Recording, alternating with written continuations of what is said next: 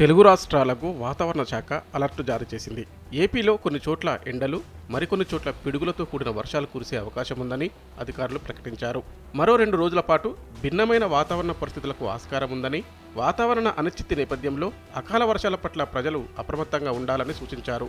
రైతులు వ్యవసాయ పనుల్లో తగిన జాగ్రత్తలు తీసుకోవాలన్నారు. ఉరుములతో కూడిన వర్షం పడేటప్పుడు ప్రజలు మరింత అప్రమత్తంగా ఉండాలని చెప్పారు. పొలాల్లో పనిచేసే రైతులు, వ్యవసాయ కూలీలు, పశువుల కాపర్లు చెట్ల కింద, స్తంభాల కింద, టవర్ల కింద బహిరంగ ప్రదేశాల్లో ఉండవద్దని అధికారులు చెప్పారు. సురక్షిత భవనాల్లో ఆశ్రయం పొందాలని సూచించారు. మరోవైపు ఎండ తీవ్రత క్రమంగా పెరిగే అవకాశం ఉందన్నారు. తెలంగాణలో చాలా వరకు పొడి వాతావరణం ఉంటుందని వాతావరణ శాఖ అధికారులు చెప్పారు.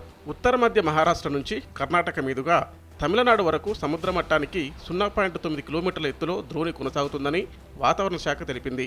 ద్రోణి ప్రభావంతో 7-8 తేదీల్లో పలు జిల్లాల్లో అక్కడక్కడ గంటకు 30 నుంచి 40 కిలోమీటర్ల వేగంతో ఈదురుగాలులతో కూడిన వర్షాలు కురిసే అవకాశం ఉందని వాతావరణ శాఖ అధికారులు చెప్పారు. ఈ మేరకు తెలంగాణలోని 10 జిల్లాలకు ఎల్లో అలర్ట్ జారీ చేశారు.